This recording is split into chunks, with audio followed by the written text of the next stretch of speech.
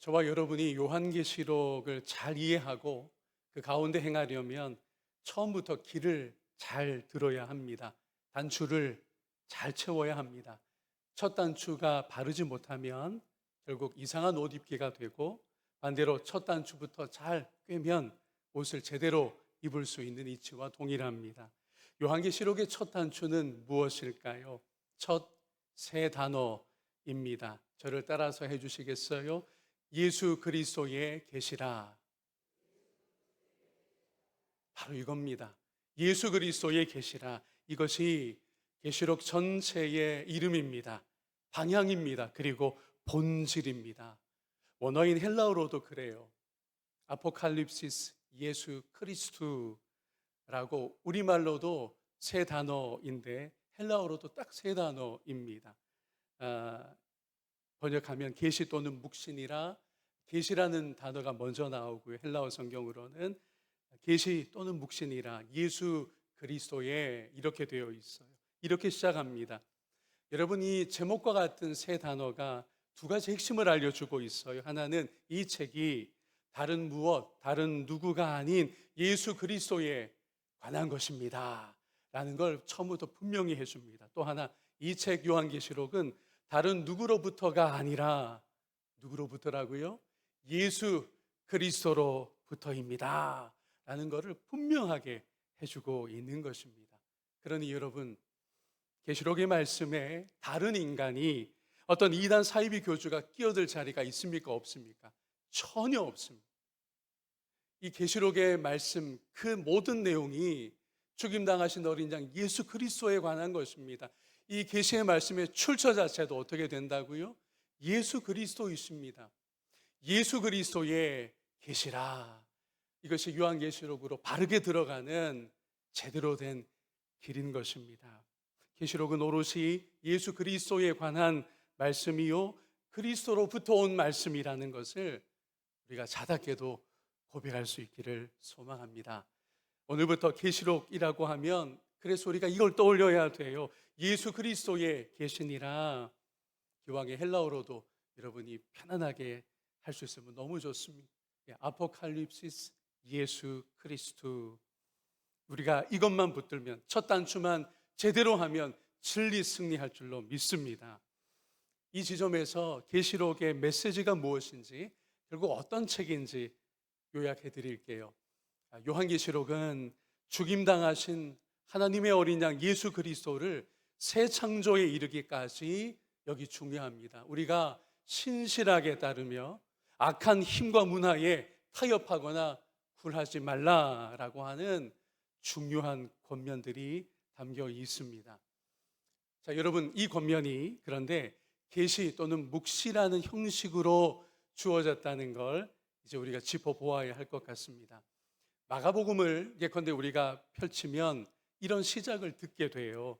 하나님의 아들 예수 그리스도의 복음의 시작이라고 마가복음이 문을 엽니다. 형식이 또는 장르가 복음서라는 거예요. 마가복음은요, 마태, 누가, 요한복음과 함께 예컨대 시편과는 다른 장르라는 것도 그 표제해서 알 수 있는 것입니다. 무엇보다 예수님의 복음을 지금부터 오롯이 들려주겠습니다 라고 하는 신호이기도 하고요. 반면에 우리가 시편을 펼치면 어떻습니까? 시로 주어진 혹은 올려진 말씀을 듣게 되는 것입니다. 그렇다면 요한계시록은 어떠합니까? 계시 또는 묵시라는 이 범주인데, 성경이 계시로 혹은 묵시로 말씀을 주신다는 건 굉장히 중요한 뜻과 의도가 있어요. 이것이 한 세 가지 정도로 요약이 되는데요. 먼저는 베일을 벗는다라는 뜻이 있어요. 아포칼립시스, 계시라는 것 자체가 이 뜻을 갖고 있습니다. 저를 따라서 해주실까요? 베일을 벗는다. 달리 말하면요, 계시록 말씀에 비밀이 숨겨져 있다와 정반대라는 거예요. 계시라는 것, 적어도 성경에서의 계시란, 아포칼립시스란 베일을 벗는다라고 하는 본질을 갖고 있습니다. 그러니 계시록을 일부의 사람만 깨닫고 풀이한다? 이거 헛된 이야기예요. 전혀 그렇지 않습니다. 하나님과 그분의 어린 양을 모두에게 알려주는 책이 바로 요한계시록인 것입니다. 그래서 우리가 계시록을 앞으로 쭉 상고할 텐데 누구나 보고 알게 되는 우주적 격변이 계시록 안에 그려져 있는 거예요. 천체의 변화, 큰 지진 이런 게 왜 나와 있느냐? 누구나 다 알게 되고 누구나 보게 된다는 거죠. 성경에서의 계시란 이렇게 베일을 벗는다. 누구라도 보고 알게 된다라는 것. 이걸 전제하고 있습니다. 여러분, 이와 같아서 만약에 계시록을 내가 깨달았다 혹은 나만 깨달았다, 우리 모임에서만 계시록의 비밀을 풀 수 있다, 이거 다 헛된 이야기예요. 그건 계시가 무엇인지조차 첫걸음부터 무지한 겁니다. 아포칼립시스, 베일을 벗는다는 거예요. 천막으로 휘장으로 둘려져 있던 걸 확 걷어 열어놓는다는 거죠. 누구라도 이 말씀 앞에 나오면 알 수 있게 된다라고 하는 근본이 계시록이라는 형식의 말씀드립니다. 그리고 더 중요한 사실이 있어요. 계시록이 갑자기 등장한 것 아닙니다. 특별한 책 아닙니다. 성경 안에 있어요. 이것도 놓치지 말아야 합니다. 성경밖에 어디 비밀스럽고 특별한 책, 그렇지 않아요. 성경 66권 중에 한 권입니다. 창세기의 창조에서 그 창조의 완성인 새 창조로 가는 하나님의 하나의 커다란 드라마 속에 한 부분이 바로 요한계시록이라는 거죠. 그러니 우리가 친숙하게 알던 복음서, 구약에 우리가 사랑하는 시편과 지혜의 말씀들, 이것과는 좀 뭔가 많이 다른 듯한 말씀이다. 그렇지 않다는 겁니다. 성경 66권의 저자가 누구이시죠? 한 분, 우리 하나님이십니다. 성령으로 영감하셔서 우리에게 66권이 한 권으로 주어져 있는 거예요. 계시록은 그 중에 한 권인 것이고요. 별도의 책, 뭔가 좀 특별한 책, 그렇지 않다는 것을 우리 마음에 두고서 출발하겠습니다.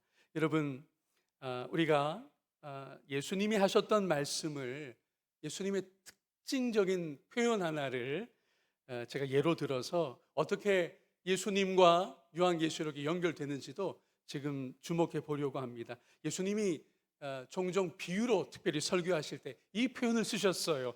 들으라. 다른 경우는 아닌데 들으라고 하셨어요. 혹은 귀 있는 자는 들으라고 하시면서 비유의 말씀들을 설교로 하나하나 이야기를 하셨는데, 우리 마가복음에서 또 마태복음에서 한 구절씩 보겠습니다. 이건 예수님께서 하신 말씀입니다. 들으라, 씨를 뿌리는 자가 뿌리러 나가서, 이제 이 비유를 쭉 말씀하실 거고요. 마태복음 13장도 이렇게 되어 있어요. 귀 있는 자는 어떻게 하라고요? 들으라 하시니라. 사도 요한이 이 계시록의 말씀을 기록했잖아요. 요한이 이 예수님으로부터 계시를 받았기 때문에 같은 표현을 담고 있다는 걸 우리가 눈여겨보고자 하는 것입니다. 7교회에 주시는 말씀 속에 매번 나오는 표현이에요. 그게 예수님이 설교하실 때 꺼내셨던 그 특징적인 어구를 그대로 가지고 온 건데, 첫 번째만 살펴보겠습니다. 계시록 2장 7절 말씀입니다. 귀 있는 자는 성령이 교회들에게 하시는 말씀을 들을지어다. 이기는 그에게는 내가 하나님의 낙원에 있는 생명나무의 열매를 주어 먹게 하리라. 귀 있는 자는 어떻게 하라고요? 들으라. 이거 요한이 지어낸 게 아니에요. 요한으로부터 온 것 아닙니다. 예수 그리스도로부터 왔다는 거죠. 이미 이 땅에 2000년 전에 오셨을 때 예수님이 설교하시면서 더러 들으라, 혹은 귀 있는 자는 들으라고 하셨던 겁니다. 다시 한번 예수 그리스도의 계시라고 하는 요한복음의 첫 진입하는 이 어구가 왜 그렇게도 중요한지를 우리가 또 한번 확인했습니다. 자, 그래서 계시록을 평생 연구한 미국의 신학자 한 분이 이런 핵심을 들려줍니다. 계시록은 하나님의 어린 양 예수 그리스도의 이야기입니다. 너무 중요한 출발이에요. 저를 따라서 해주실까요? 예수 그리스도의 이야기. 다른 누구의 이야기가 아니에요. 또 다른 어느 출처가 있었던 게 아닙니다. 계시록은 예수님을 마지막까지 신실하게 따르라는 초대이며 권면이기도 합니다. 그리고 계시록은 하나님이 예수 안에서 이루시는 사랑의 이야기입니다. 이것도 한번 외쳐볼까요? 사랑의 이야기. 여러분, 계시록을 요한 사도가 기록했잖아요. 그가 복음서도 기록했고 요한복음 서신도 기록했어요. 그리고 계시록이 있습니다. 여러분, 이 복음서 그의 이 붓을 통해서 기록되었던 그 복음서의 주제와 계시록이 함께 간다는 것, 우리가 잊지 않았으면 좋겠는데, 그걸 관통하는 요한의 가장 큰 주제가 있어요. 그게 무엇입니까? 사랑입니다. 요한 서신을 보아도 거기 사랑, 우리 사랑해야 됩니다. 요한복음에서도 가장 사랑받는 구절에 무슨 주제가 담겨 있나요? 하나님이 사랑하신다는 거예요. 그래서 요한복음 3장 16절을 우리가 사랑하고 친숙하게 암송하는 말씀인데 읽어봅니다. 하나님이 세상을 이처럼 사랑하사 독생자를 주셨으니 이는 그를 믿는 자마다 멸망하지 않고 영생을 얻게 하려 하심이라. 아멘. 바로 이 구절이 계시록의 복음서 버전인 것입니다. 그러니 계시록을 대할 때, 소개할 때, 혹은 누가 계시록 이런 뜻이야 라고 풀어준다고 할 때 무슨 노스트라다무스의 예언처럼 다루어진다면 너무 한심하고 안타까운 일입니다. 계시록은요, 요한이 처음부터 알았던 하나님의 아들을 통한 사랑, 그 사랑이 종말까지도 한결같을 것임을 노래하고 있는 책인 것입니다. 이제 한 걸음 더 나아가서 반드시 속히 일어날 일들이라고 하는 1절의 이 대목을 함께 살펴보겠습니다. 1절 말씀 전체를 다시 읽을까요? 예수 그리스도의 계시라.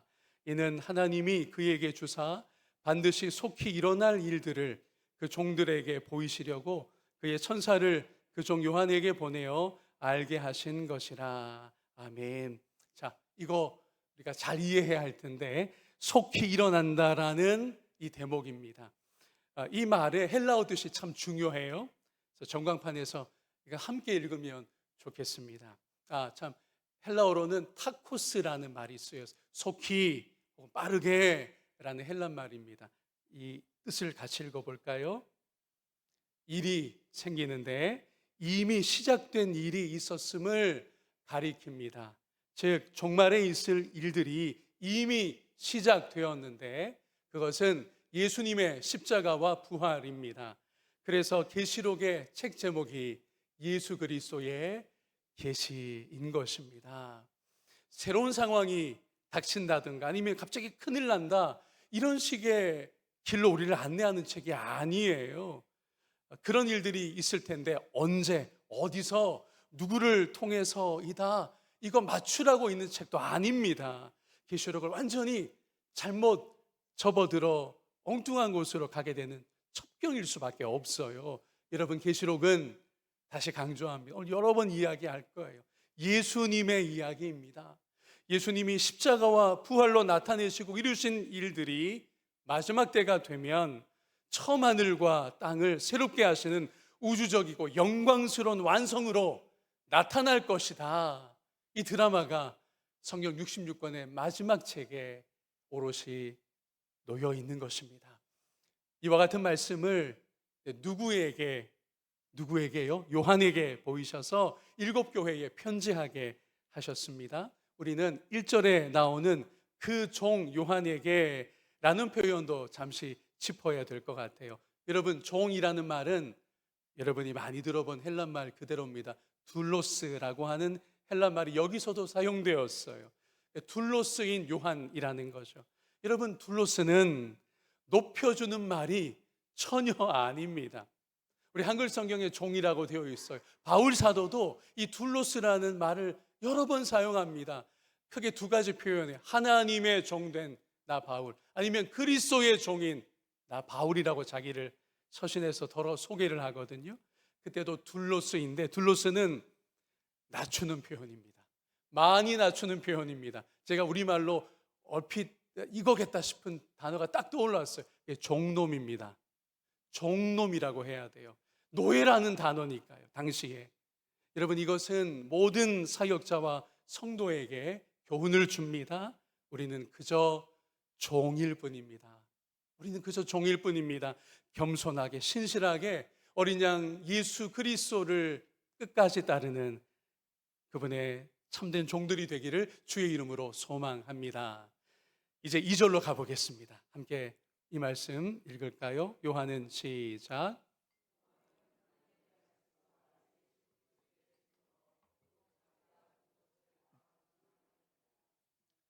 요한과 그리고 우리 시대의 모든 사역자에게 근본적인 것 하나가 맡겨졌습니다. 이것을 증거하는 데만 오롯이 열중해야 돼요. 그건 바로 예수 그리스도를 증거하는 것입니다. 그리스도는 곧 하나님의 말씀이신 것이고 성육신하신 하나님의 말씀이 예수 그리스도이시잖아요. 자, 그런데 우리 주변을 둘러보면, 우리 한국의 영적 지형을 살펴보면요, 예수 그리스도를 증거하는 그분의 종들이 되기보다 종들이 자기를 내세우고 증언하는 모습이 곳곳에 있어요. 특히 자기가 재림 예수, 재림 주라고 주장하는 이들이 이거 파악된 것만 한국에 50명이 넘는다고 합니다. 이런 교만이 또 없어요. 참담한 신성 모독입니다. 마지막 때 큰 심판을 당할 수밖에 없을 것입니다. 오직 하나님의 어린 양 예수 그리스도만이 높임 받으셔야 합니다. 어린 양 예수 그리스도가 다시 오십니다. 계시록의 큰 주제 하나가 어린 양 예수께 예배와 경배를 돌립시다 라고 하는 예배 신학의 그 중심이 있거든요. 딴 놈들이 높임 받아서는 안 됩니다. 딴 놈이 재림하는 것 아니고요, 2000년 전에 오셔서 우리를 위해 십자가에 두 손 두 발이 못 박히시고 부활하신 그분이 다시 오시는 겁니다. 예수님이 승천하실 때 천사가 알려준 그대로예요. 사도행전 1장 11절 말씀이죠. 함께 봅니다. 이르되 갈릴리 사람들아 어찌하여 서서 하늘을 쳐다보느냐? 너희 가운데서 하늘로 올려지신 이 예수는 하늘로 올라가심을 본 그대로 오시리라 하였느니라. 아멘. 너희 가운데서 올려지신 누구요? 이 예수 그리스도가 다시 오신다라는 겁니다. 우리 찬송가에 있잖아요. 나의 주를 그의 못자국을 보아 알겠네. 정확한 가사예요. 우리가 다시 오시는 예수님을 어떻게 알 수 있습니까? 우리에게 2000년 전 우리를 위하여, 인류를 위하여 오셔서 십자가에 못 박히신 그 흔적을 봄으로써, 왜냐하면 그분이 다시 오신다고 했기 때문에 그의 손에 못자국을 보아 아는 것입니다. 그리스도 예수 외에 달리 오실 분이 없다는 것을 우리 한순간도 잊지 않기를 바랍니다. 이 말씀만 제대로 붙들고 있어도 엉뚱한 데 넘어가지 않습니다. 진리의 말씀이 그만큼 중요한 것입니다.